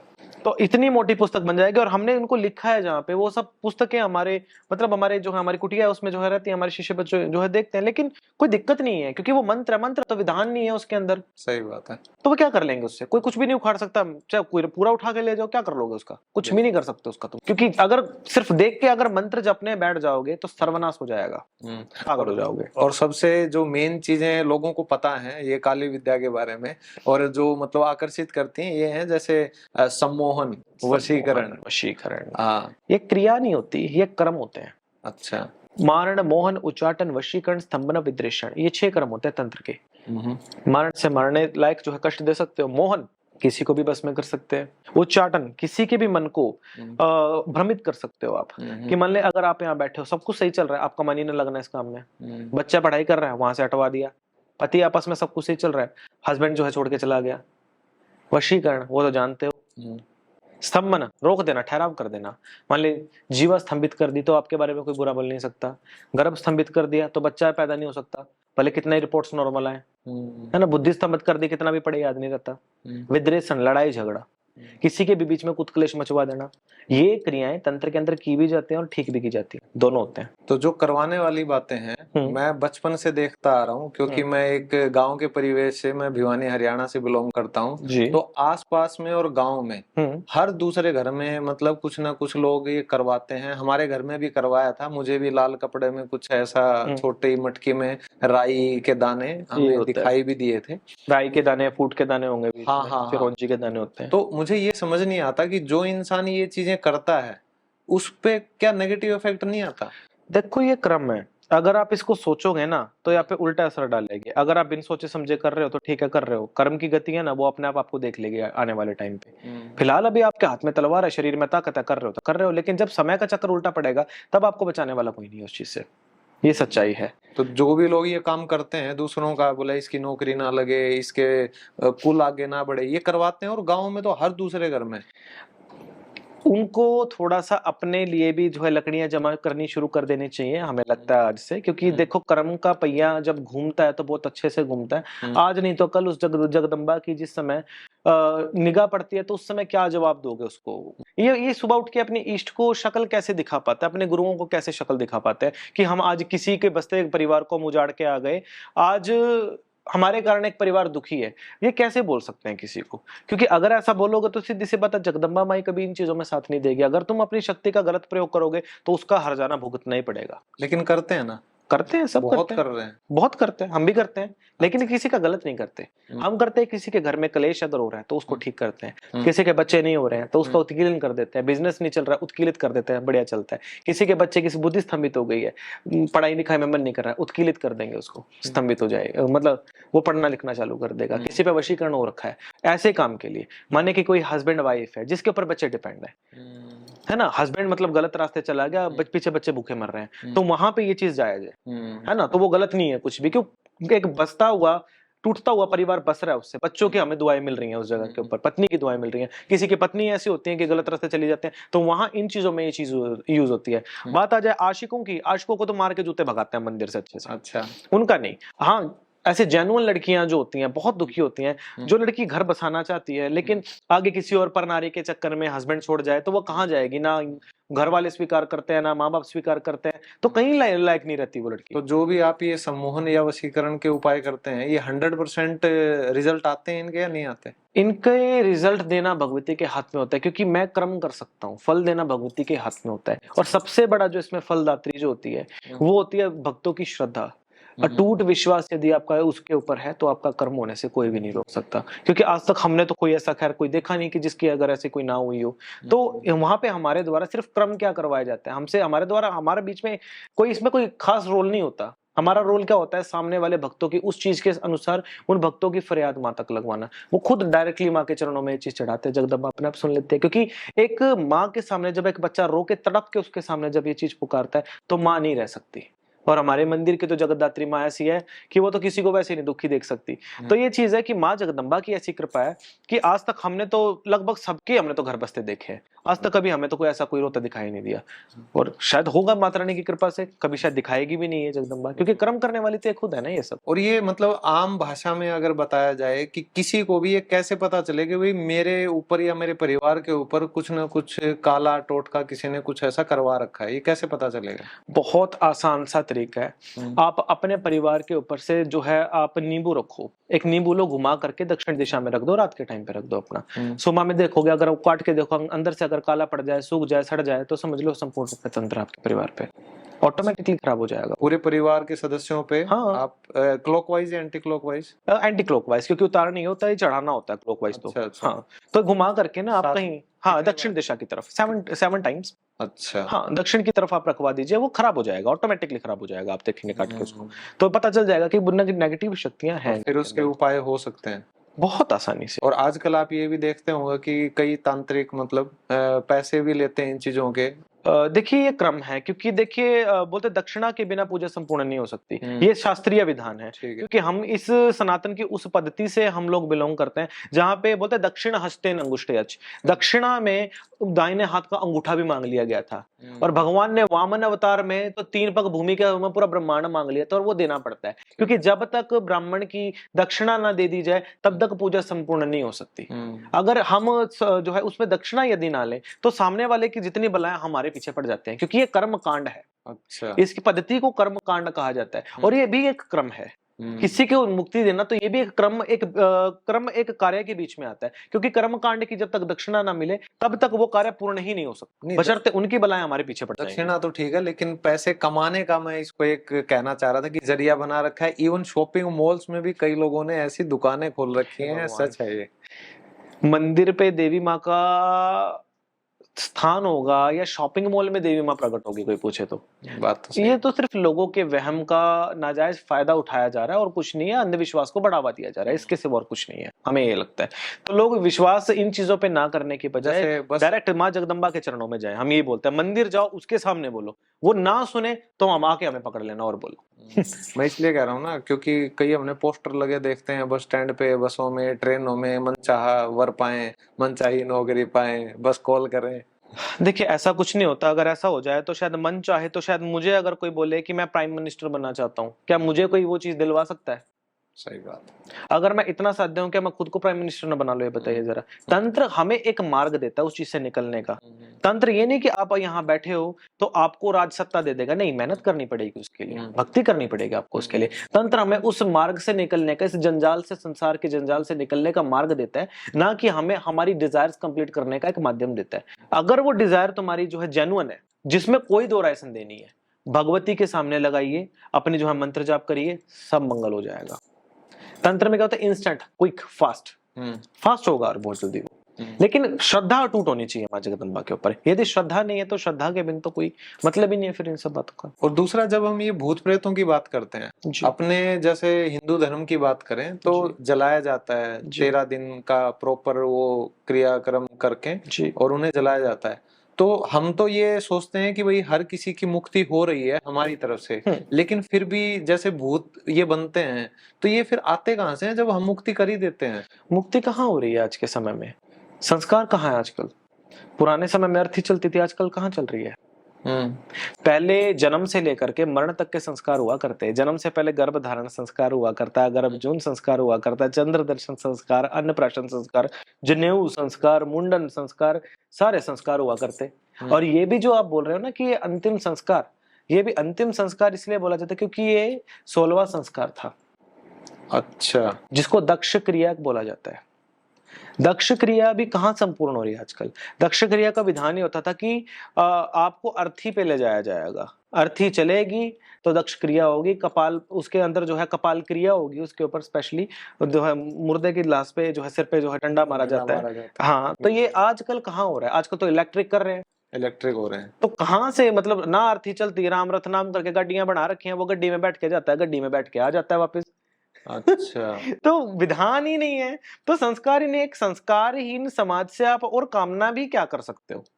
तो संस्कार, जहां समाज में सनातन का संस्कार ही नहीं है, वहां कहाँ मतलब लोग तरक्की कर लेंगे, कहाँ इन सब चीजों से मुक्ति पालेंगे, बताइए जरा मेरे को। तो बिना जले कहते हैं कि मतलब आत्मा मुक्त नहीं होती। आते लकड़ी जाते लकड़ी, अंत ठिकाना लकड़ी का। अगर लकड़ी नहीं मिली तो क्या मिला। जब एक छड़ी पड़ती है ना मास्टर की, बच्चा जो है पढ़ाई सीखता है, छोटा बच्चा होता है, जब वो चलाना सीखता है ना, तो वो भी लकड़ी का होता है, लकड़ी के जो है खिलौनों से खेल के बड़ा होता है ना। बोलता है ना कि बोलते हैं माँ बाप के, हमारे अंधों की लकड़ी तो ये देखने के लिए बुढ़ापे का सहारा है, उनका सहारा बनता है। जब बुढ़ापे में सब साथ छोड़ जाता है, वही लकड़ी सहारा देती है। अंत जब जाते हो तो लकड़ी के द्वारा ही होता है। अच्छा। प्रकृति के 5 तत्वों में से लकड़ी एक आती है, ओके। उसका देना पड़ता है, क्योंकि चंदन की लकड़ी जब तक ना रखी जाए ना, तो शव रूप महादेव उस स्थान पे नहीं आते, तो शिव स्थान यहाँ देना पड़ता है। तो शिव स्थान नहीं है तो शव के ऊपर तो काहे का शव और काहे का शिव। तो मेरा ये पर्सनल एक सवाल है, बोलिए। कि जैसे अपने हिंदू धर्म में तो चलो ये करते हैं, कुछ लोगों ने अब ये इलेक्ट्रिक शुरू कर दिया, लेकिन नॉर्मली जैसे अभी मेरे दादाजी पिछले साल गुजरे, हमने प्रॉपर ये अर्थी वाला 7 दिन 13 दिन वाला बछड़ा खड़ा करना, ये प्रॉपर हमने किया था। तो उनकी गति तो मान लो हो गई, लेकिन ये जो बाकी के धर्म है, जैसे क्रिश्चियन है या मोहम्मदन है, तो इनमें तो जमीन में गाड़ते हैं, तो क्या इनकी मुक्ति होती है? आप चेक कर सकते हो, बोलते जिस जगह पे लाशों को जलाया जाता है, बशर्ते जिस जगह के ऊपर उनको दफनाया जाता है, वहां पे ज्यादा भूत होते हैं जी। उन जगहों के ऊपर जहां पे मुक्ति नहीं होती, आप निकाल के देख लो, 5-5 हजार साल पुरानी लाशें पड़ी हुई हैं और लोगों के ऊपर उनके जो प्रभाव पड़ रहे हैं आज भी। आप इजिप्ट की मम्मीज की बात करते हैं, जिन लोगों ने उनके ऊपर रिसर्च की है, गूगल पे चेक कर सकते हो, यूट्यूब पे चेक कर सकते हो आप, उन लोगों के साथ कितने हॉरर इंसिडेंट हुए हैं। और तो और बोला जाता है कि टाइटैनिक शिप भी ना, जब जा रही थी ना, तो उसके अंदर भी एक लाश रखी हुई थी आज से 5000 साल पुरानी, एक मम्मी की। बोलते इसी श्राप के कारण ना पूरा जहाज समुद्र में डूब गया था। टाइटैनिक जो डूबा था वो एक लाश की वजह से डूबा था जी, उसके अंदर जो है मम्मी जा रही थी, और बोला जाता है कि जहां जहां वो लाश गई ना, वहां वहां उस लाश ने जो है लोगों को बर्बाद किया उसने। आप पूरी इसकी डॉक्यूमेंट्री पढ़ सकते हो, आप जो है यूट्यूब के ऊपर है आप। ये वो इजिप्ट के किसी बहुत बड़ी किसी मतलब रानी की समथिंग किसी की थी, वो किसी म्यूजियम में रखी, उस म्यूजियम में आग लग जाए, किसी व्यक्ति के घर में रहे, उस व्यक्ति के लोग खुद को गोली मार ले, आत्महत्या कर ले, वो किसी और को दे दे, उनके घर में मौतें हो जाए। ऐसे करते करते 16वीं 17वीं बार जो है इस जगह पे पहुंची थी वो टाइटैनिक के साथ, और लास्ट में इस चीज के साथ समुद्र के अंदर ही वो जो है। तो मैं किसी धर्म को डिमीन नहीं कर रहा, लेकिन आपकी बातों से मतलब, क्योंकि मैं तो पूछ ही सकता हूँ, क्यूरियस हूँ। नहीं, अब भी हम सभी पंथों का सम्मान करते हैं, धर्म तो सिर्फ एक सनातनी है, हाँ। बाकी सब पंथ है, और सबकी रिस्पेक्ट हमें करनी चाहिए। तो वो सारे जो भी दफनाए जा रहे हैं वो भूत बन रहे हैं? जरूरी नहीं है, हम ये बात बोल सकते हैं, कई लोग अपनी मृत्यु से भी जा रहे हैं। अच्छा। पंच तत्वों का जो पुतला होता है ना, ऐसे तो हमारे यहाँ पे भी समाधि की जाती है, लेकिन साधु संतों की जाती है। हाँ। होती है ना। हाँ, वो उनकी की जाती है जिनको अपने शरीर से कोई मोह नहीं रह जाता, तो उनको जलाओ, दफनाओ या फिर जल में विसर्जन करो, इससे महत्व नहीं रह जाता, क्योंकि वो अपने पंच तत्वों को पहले ही अपनी इच्छा से छोड़ चुके होते हैं। अच्छा। इनके यहाँ जब ये प्रेयर्स करते हैं आखिरी वाली, उसमें इन प्रेयर्स में ये बोला जाता है कि अब तुम्हारा शरीर तुम्हारा नहीं है, अब तुम इसको छोड़ दो, जो भी इनकी प्रेयर्स में होता है, राइट। तो उस चीज के माध्यम से ये बोलते हैं कि इनको जो है पंच तत्वों में मिला दे। और ज्यादा से ज्यादा जो लोग जाते हैं, मतलब जिनको दफनाया जाता है, कुछ भी ऐसे क्रम किए जाते हैं, मे भी उन लोगों के साथ ये सब चीजें की जाती हैं पहले, क्योंकि जो देखो नेचुरली जा रहा है तो ऑब्वियसली वो क्या परेशान करेगा किसी को। क्योंकि पंच तत्वों का बना पुतला तो पंच तत्वों में जा रहा है, तो किसी को कोई परेशानी नहीं है। हाँ, अगर कोई जवान वगैरह भी जाता है तो उस जगह को सिमिट्रियां जो बनती हैं, आपने देखा होगा, वो हमेशा चर्च के पास ही बनती हैं। कब्रिस्तान जो बनते हैं हमेशा जो है जहाँ पे क्या बोलते हैं मोमिन्स में जो मंदिर होता है, मस्जिद, हाँ मॉस्को, वो मॉस्को के आसपास की जाती हैं, क्योंकि वहां पे प्रेयर्स चलती रहती हैं हमेशा, ताकि वो चीजें हमेशा ठंडी पड़ी रहे, वो किसी का परेशानी ना करे। आपने ज्यादातर आपने देखा होगा कि जितने चर्च होते हैं वहां पे जितने भी मतलब होता है, ग्रेवयार्ड बिल्कुल साथ में चर्च के बीच में बनाया जाता है और वहीं पे किया जाता है, क्योंकि वो अंदर वो दिन रात वो लोग प्रार्थना करते रहते हैं, उनकी प्रार्थनाओं के प्रभाव से वो नकारात्मक शक्तियां लोगों को बुरा नहीं करती। और वहीं जो है जिस पर मोमिन्स के जो टेम्पल होते हैं, मतलब टेम्पल ही बोलूंगा, मुझे टेम्पल का ही पता है, मस्जिद होते हैं वो जी, जो भी हो, जहाँ पे भी वो अपना प्रेयर करते हैं, है ना। देखिए लोग इसको यथार्थ ना ले, क्योंकि मैं मंदिरों के सिवा कभी बाहर गया ही सही नहीं। बात है, तो बिल्कुल। मुझे सभी मंदिर ही दिखाई नहीं, देते सही हैं, तो बात मैं है। वही बोलूंगा, है ना। हमारी नॉलेज इतनी है तो हम उसी हिसाब से। हाँ, वो हम अपने मंदिर तक सीमित है, तो हम किसी की बात क्या करें, क्योंकि हमारा चैप्टर नहीं है वो। तो ये चीज है कि आपका जो भी प्रेयर, मतलब आपका जो भी प्रेयर एरिया है, वहां पे उसी के आजू बाजू ये किया जाता है, ताकि वहां पे वो प्रेयर्स होती रहे उन लोगों की, या वो नमाज वगैरह करते हैं, कुछ भी मतलब जहाँ पे प्रेयर्स वगैरह वो करते रहे, जिससे ताकि वो चीजें शांत रहे, टाइम आने पे वो चीजें अपने आप से जो है मुक्त हो जाए। तो ये चीजें उनके यहाँ पे जो है स्पेशली ये चीज होती है, जो मैंने देखा अपने पर्सनल एक्सपीरियंस से। हमारे हिंदू ग्रेवयार्ड क्या होता है कि दशहरा किसी माँ के बार दक्षिण के अंदर होते हैं, स्पेशली काली माँ के मंदिर होते हैं वहाँ। अपनी माँ तो है ही शमशान वासनी, सीधी सी बात है, किसी का वैसे नहीं बुरा होने देती। लेकिन अब तो कम वक्त मारो नास पीटो ने, अब तो यहाँ पे भी जो है बवाल उठा दिया, मतलब शमशान में काली जी की मूर्तियां ही नहीं है अब तो, बताओ। है ही नहीं। बहुत सारे हमने ऐसे शमशान देखे, तो बिल्कुल है। बताओ वहां पे नौजवान नहीं जाएंगे तो क्या जाएंगे। तो काली जी का स्थान शमशान के अंदर, और हर शमशान में काली जी की मूर्ति होनी चाहिए, होनी चाहिए, शंकर जी की मूर्ति होनी चाहिए, होनी चाहिए। लेकिन कई शमशानों में नहीं है। हम यही सभी से गुजारिश करते हैं इस वीडियो के माध्यम से कि अगर आजू बाजू ऐसा कोई शमशान देखे तो जी जा करके स्थापना जरूर करवाएं, अपने हिंदुइज्म का ही प्रचार होगा जी। तो आपके पास इतने लोग आते हैं, जी आपकी संगत होती है, संगरूर में आपका मंदिर है जी। तो वहां पे आपको कोई ऐसे किस्से याद हैं कि मतलब जिनके ऊपर इतनी विपदा पड़ी थी, आपके लिए भी एक चौंकाने वाली थी वो चीजें? बहुत, कई लोग ऐसे आते थे जो कांच खाते थे। कांच खाते थे? जी, अंदर से अपना इंटेस्टाइन पड़वा लेते थे, हर तीसरे दिन को डायलिसिस होते थे। कई लोग ऐसे आए हैं जिन्होंने अपने माँ बाप को चाकू मार दिया पेट में, वो अपने होश में नहीं है कि उनके ऊपर प्रभाव ही ऐसा किया हुआ है। कई लोग ऐसे तक आए हैं, लड़कियां जो बड़े कपड़े फाड़ के सड़कों पे निकल रही हैं। इतने बुरे बुरे तक लोगों को लेके आया जाता है वहां पे, हाथ पैरों को पकड़ करके, रस्सियों से बांध के, जोड़ के। अगर आप देखें रील्स के अंदर तो आपको दिख जाएंगे, ऐसे ऐसे लोग तक आते हैं। तो परेशान है वो तब आते हैं, एक आस में आते हैं, जैसे एक प्यासे को कैसे पानी की प्यास होती है कि कहीं से हमारा हो जाएगा निपटारा। और हम जगदम्बा के चरणों में हम दिन रात ये प्रार्थना करते हैं सभी लोगों के लिए, पूरे सनातन के लिए, सनातन क्या पूरे विश्व के लिए, कि ये जगदम्बे जो भी ऐसा हो सबको मुक्ति दे इस चीज में। किसी का बच्चा है, किसी की जवान बेटी है, इस चीज में कौन से अच्छे घर में शादी होगी अगर ऐसा चीज होगी। कहाँ माँ बाप हैं, ठीक है, जब तक हैं, भाई भाभी कौन रोटी देगा उनको। तो ये चीजें हमारे मन के अंदर हम देखते हैं, जब ये चीजें बड़ा हमारा मन दुखी होता है, माँ से प्रार्थना करते हैं, उस चीज का बंधन करते हैं, उन चीज से जो है वचन लेते हैं, मुक्त हो जाते हैं लोग, ठीक हो जाते हैं।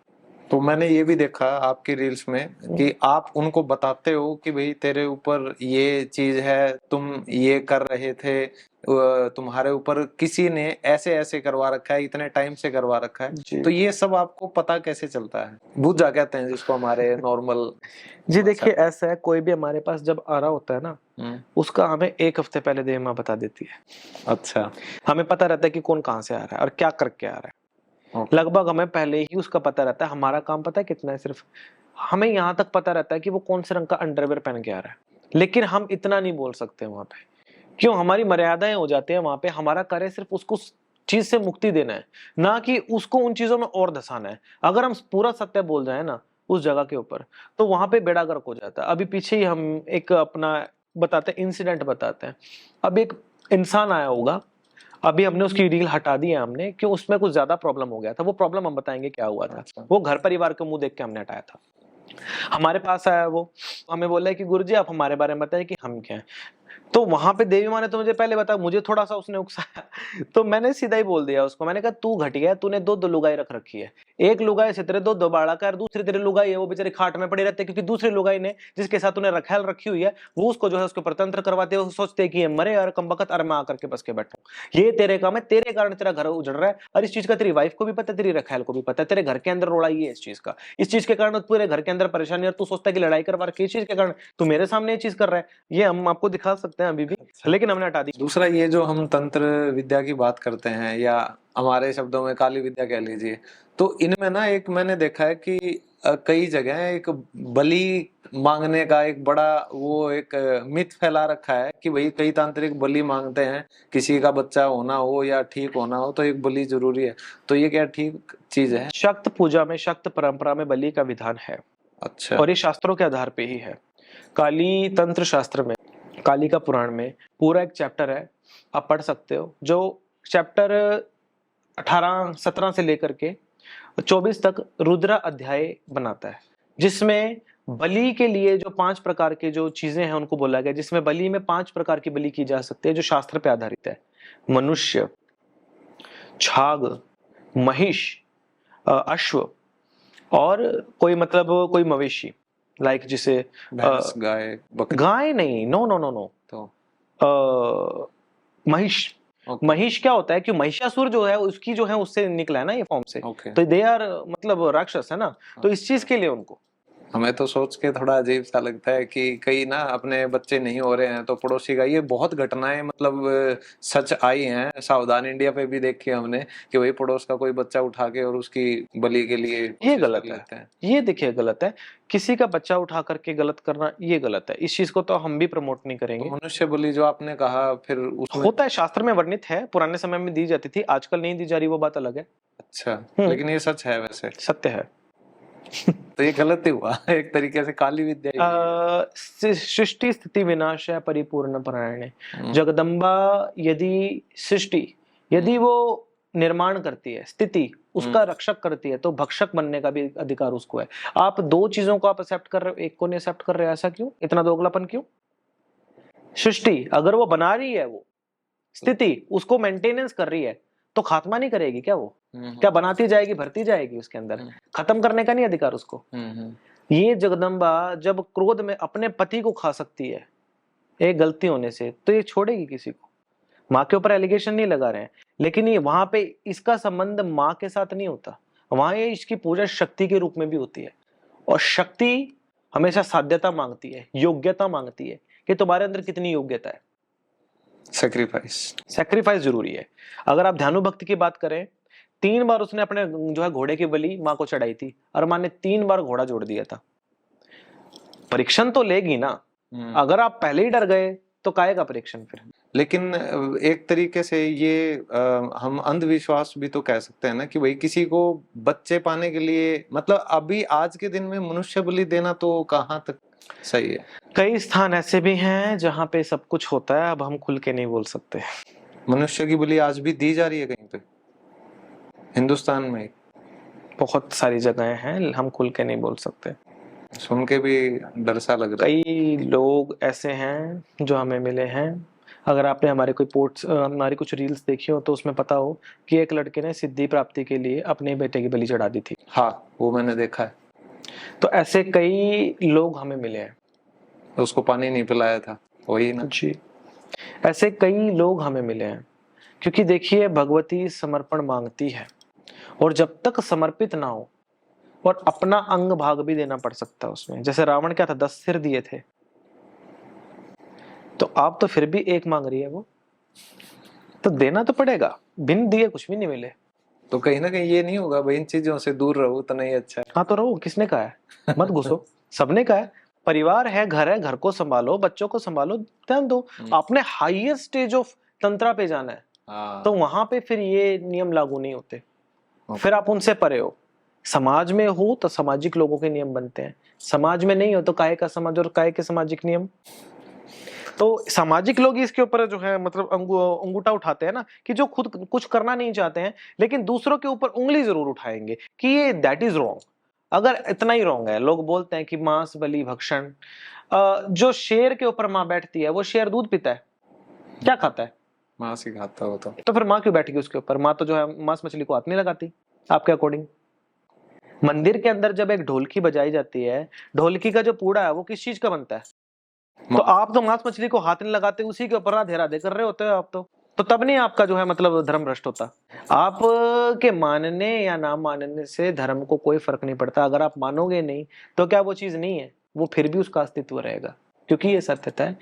भगवती को वामेश्वरी देवी चराचरस्यम बलि होम प्रियाम, भगवती का बोला जाता है कि भगवती जो है बलि और होम प्रिय है। क्योंकि देखिए बलशाली जो होगा, जो बलवान होगा, वही बलिदान दे सकता है, निर्बल तो बलि नहीं दे सकता।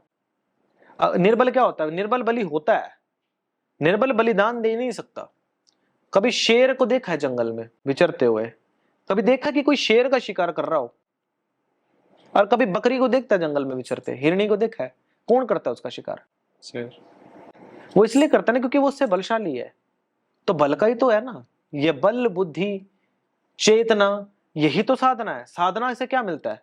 यही चीजें मिलते हैं। तो नियम तो सेम लागू हो ही रहा है ना। आप एक पेड़ को भी आप दुनिया में देखोगे ना, अगर एक उसमें लगा हुआ है बाग में लगा है तो वो पक गया है ना, तो ऑटोमेटिकली नीचे गिर जाएगा मीठा होने के बाद। कहीं ना कहीं माँ प्रकृति भी तो आपको बुला रही है ना कि आओ मेरा भक्षण करो भाई। आप नहीं करते हो तो वो आपकी बेवकूफी है। प्रकृति का नियम जानते हो, जंगल का नियम क्या है? जो जितना बलशाली होगा वो दूसरे पे हावी हो जाएगा।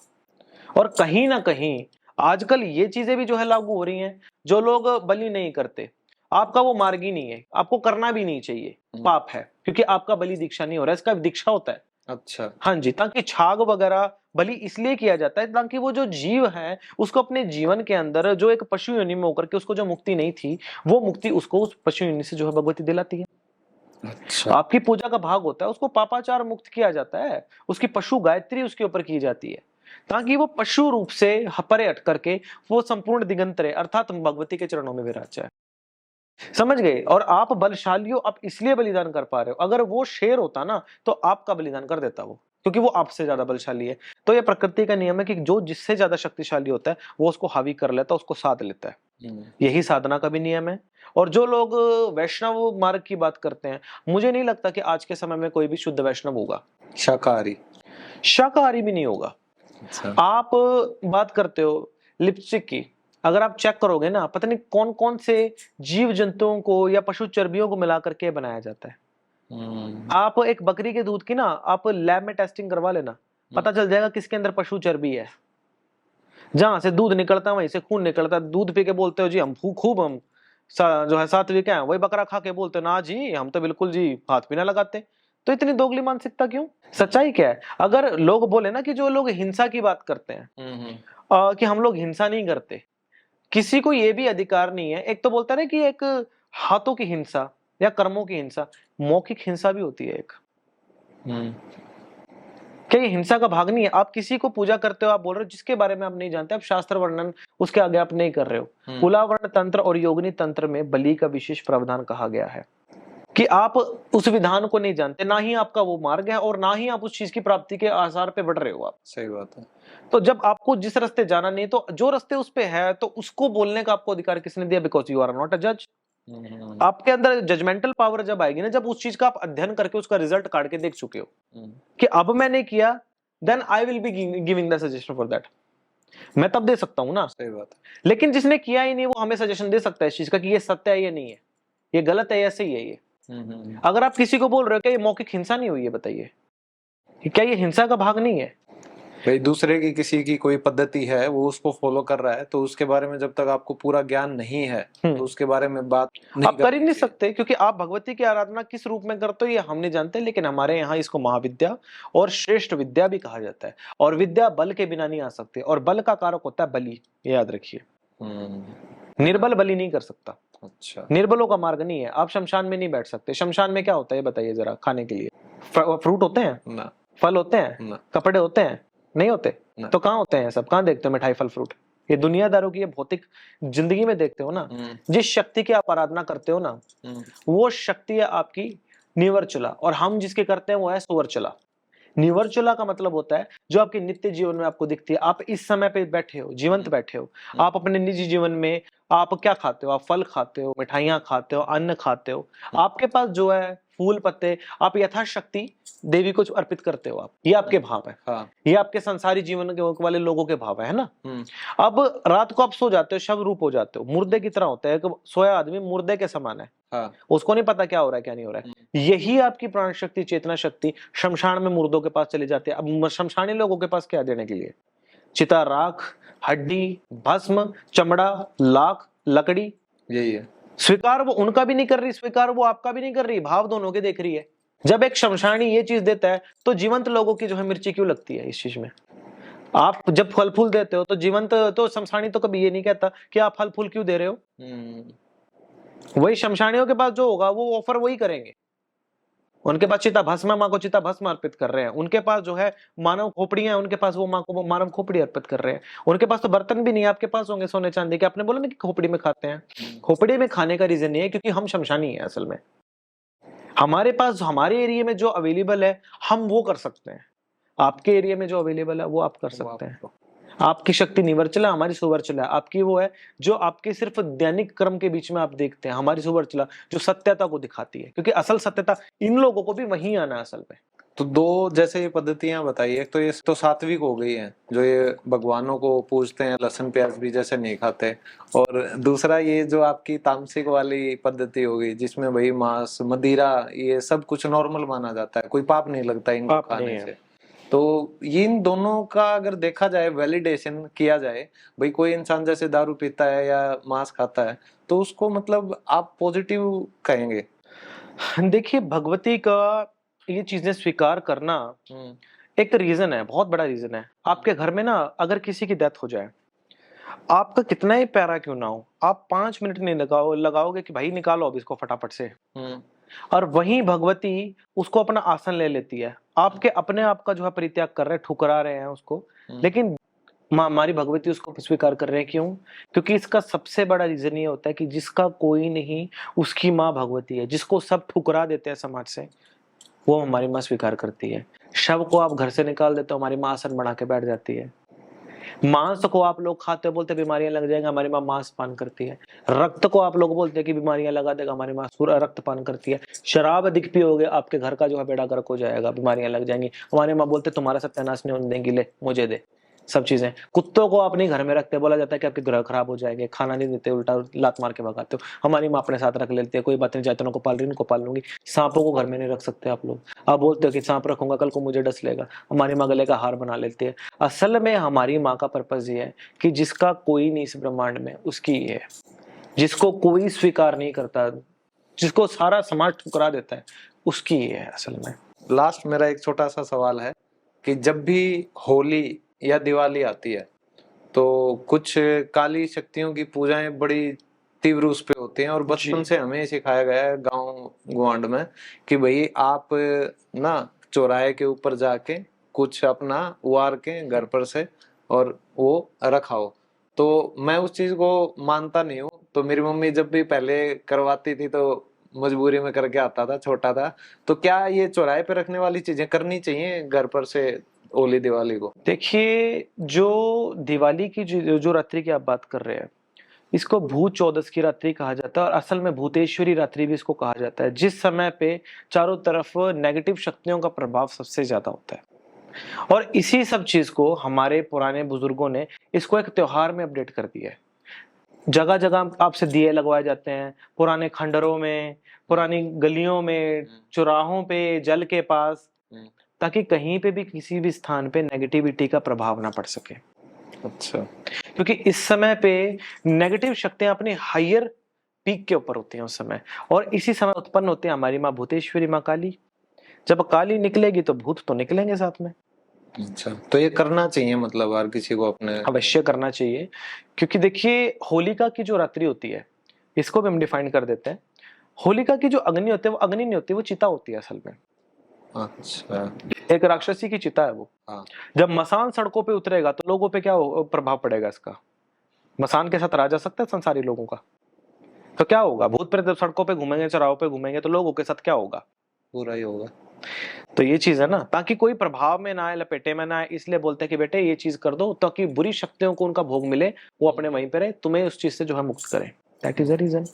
तो हमारे बुजुर्ग जो बोलते हैं वो गलत नहीं बोलते हैं।